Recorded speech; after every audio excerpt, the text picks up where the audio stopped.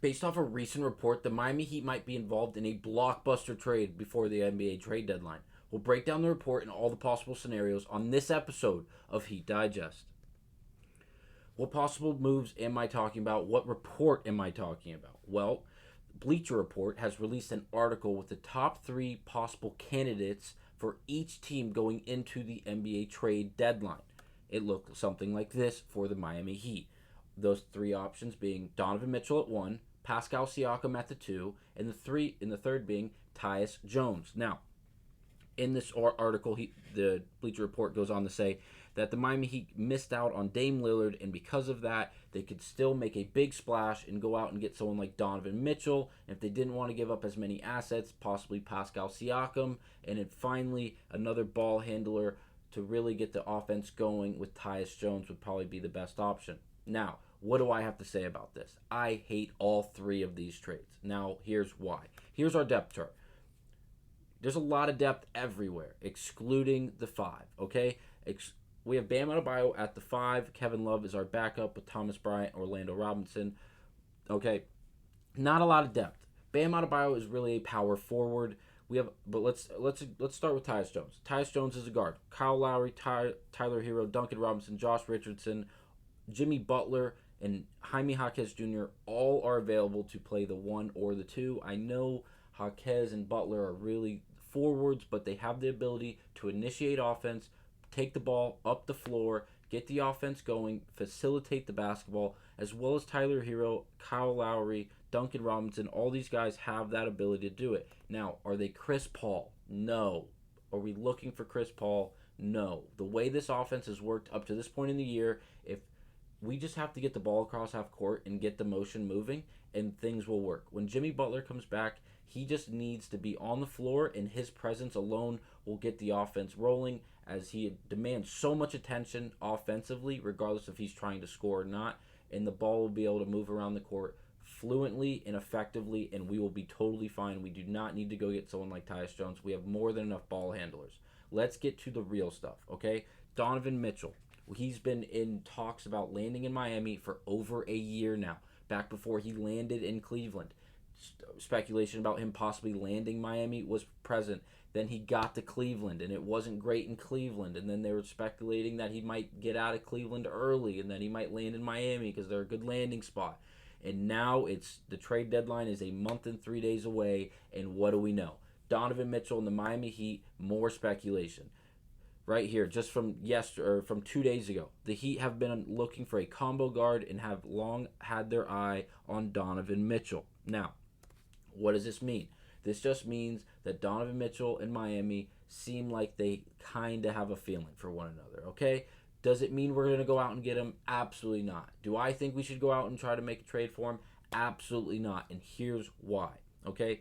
Here's Donovan Mitchell's stats. He has great stats. 27.5 points, 5.5 rebounds, 5.5 assists, 45.5% shooting. He's only 27. He plays the 2. He plays the 3. He's good on offense. He's great on defense. What more would you want? Well, this year he's owed $32 million. Next year he'll be owed $34 million. 2 years from now, in 2025, 2026, he'll be owed $37 million a year if he accepts his player option. Now, after that year, he will become an unrestricted free agent in 2024. But here's the point. If we go and trade for him now, Cleveland's not giving him up for cheap. Okay? We're giving up Tyler Hero, Jaime Jaquez Jr., and Nikola Jovic if we want him. Okay? I don't know about you guys. 3 for 1. I know Donovan Mitchell's great. I know he's good on both sides of the ball. I know he provides a whole lot of everything when he's on the floor and he's a part of the team. But if we were to give up a 22-year-old rookie who has phenomenal upside, who's been one of the best rookies all year long, Tyler Hero, who's been our starting shooting guard and one of our leading scorers, especially when Jimmy's not been healthy, and then our Nikola Jovic, who is not, he's young, but he's not like a breakaway rookie like Jaquez has really played the role of. But again, another great young piece for Miami who's been able to draft him, watch him develop, put him in more games to get him more experience, and watch him slowly grow. Would you rather give up that for Mitchell? And you have to realize, fatigue is a problem. Especially, I know it's a regular season. We can sit guys, we can platoon guys, different lineups, this and that. What happens when we get to the playoffs? What happens when we want to make a deep playoff run or a championship run even? Yeah, Mitchell's name looks great on paper. But what happens when he hasn't taken a break because he needs 40 a night? Because if it's not him, it's Jimmy. If it's not Jimmy, it's Bam. And if it's not Bam, it's nobody. You know what I mean? That it's one of three. Or we can stay to what we've normally done, like our game last night against the Los Angeles Lakers, where we had 8 guys with 10 or more points. The only 4 guys that played that didn't have 10 or more points only played one singular minute of basketball. A real team effort here in Miami. It's working greatly. And I know it's not show-stopping numbers from this team or the other, but we're doing what we have to do offensively, and we're doing as much as we can defensively to really propel us to wins. And we're not relying, hey, Jimmy, go give us 50. Or Jimmy's not playing now. So, hey, Bam, I need 45 from you. Tyler, I'm going to need another 25 from you. That's not going to get it done, especially in the playoffs. It's not. Ask Giannis how it goes. When everyone just says, hey, if we stop Giannis, we win.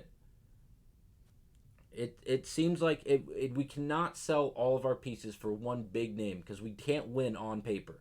You have to go out there and you have to have the pieces to step up and play. Let's get to the second piece. Pascal Siakam, another great player. 22 points, 6.5 rebounds, 5 assists, 52% from the field. He's a 6'8 power forward. Again, he's a young guy, 29 years old. A lot of upside. He's on his last year of his contract. He's owed $37 million. He can sign an extension wherever he wants, wherever he lands. But after this year, after that $37 million, after this contract expires, he becomes a free agent. He can go talk to whatever teams he'd really enjoy to go play for, have any interest in going play for. Now, what would you do? Again, it's not to be as pricey as someone like Donovan Mitchell. But if we go and get him, again, we're giving up at least 2 good players. At least. Maybe a draft pick. Maybe some cash considerations. Things like that. All for Pascal Siakam. Now I'm going to ask you, what do you think we need from the Miami Heat? What do you think the Miami Heat need? Let's look back at this. We don't need a guard. 1 through 3, we're good. In our 4 spot, we have Bam Adebayo. We have Kevin Love backing him up, who's really more of a 4 than a 5. He has been like that his entire career. We have Hayward Highsmith dealing with a concussion right now. Thomas Bryant is a 3rd-string center on a Miami Heat team who doesn't have a legit center. Bam Adebayo is a power forward. He is. We put him at the 5 because he has the size and he has the ability and he has the defensive capabilities. But again, we're putting a lot of pressure on just a select few of players. What if we went and got there's 2 names I'm going to say, and I'm probably going to get cooked in the comments, and it's totally okay because I'm just using them for examples here. Andre Drummond and Quincy Acey. I know Acey's not even in the league anymore, or currently he's not in the league. Andre Drummond's in Chicago, and this is why I bring these 2 names up. Miami Heat are really bad at turning the ball over. The Miami Heat are really bad against points in the paint and allowing points in the paint, and they need a better paint protector. That's really points in the paint, but you know what I mean. Those 2 guys do those 2 things. They defend the paint. They don't have the ball in their hands a lot, so they can't turn the ball over. Only time they have the ball in their hands is when they make a defensive play, they're making a pass, or they're rebounding. That's all we really need. If we were able to go out and get either of these guys, Andre Drummond, just stand in the paint, get out of there so we don't get a 3-second call, but go up, get a rebound, alter shots, block shots, and run the floor. That's all we're looking for. Collect a few fouls when we need them so Bam doesn't get in foul trouble. That's all we need. Make the free throws the majority of the time when you get to the free throw line. That is what I would do. If I was in the Miami Heat organization, I need a center. I need a legit center, and I don't need 8 points. I don't need 10 points. I need 10 to as many rebounds as you can get me. I'm looking for 8 to 10, but 10 plus is what I want. I don't care if you score 0 points a game. Give me 2 assists, give me 10 plus rebounds a game, and alter shots. I don't care if you have 0 blocks. I just want you to be a presence. Go straight up. Don't get in foul trouble, and just alter shots, and life can be good. So, what's my thoughts on Donovan Mitchell? Price is way too steep, not giving us what we need because we already have such good players at the positions he would fill. Now, Pascal Siakam, another great player. He plays the 4, but he's not a defensive-minded guy. Offense, offense, offense. He's the number 1 option in Toronto. Okay? I don't like either of those options. Tyus Jones, again, good player, makes a 3-point shot at a high percentage, makes free throws at a really high percentage, gets the offense going, really just plays his role. He's not a big offensive showstopper, more of just a facilitator, gets the offense going, like I just said. I don't like any of those trades. I actually hate all three of them, especially because of the hole it put Miami in. This is a team unit in Miami. It's nothing more, it's nothing less. We don't want Jimmy to beat you solo, okay? We don't want Bam to beat you solo or anyone to beat you from the Miami Heat by themselves. It's going to be a team effort, and we're going to do it collectively. Go get someone that doesn't need the ball in their hands every time down. Go get someone that's going to rebound, alter shots in the paint, stop the other team from scoring in the paint so frequently as we can't stop anyone from scoring in the paint. And someone that doesn't need the ball in their hands constantly, because then it won't result in turnovers, at least from that person.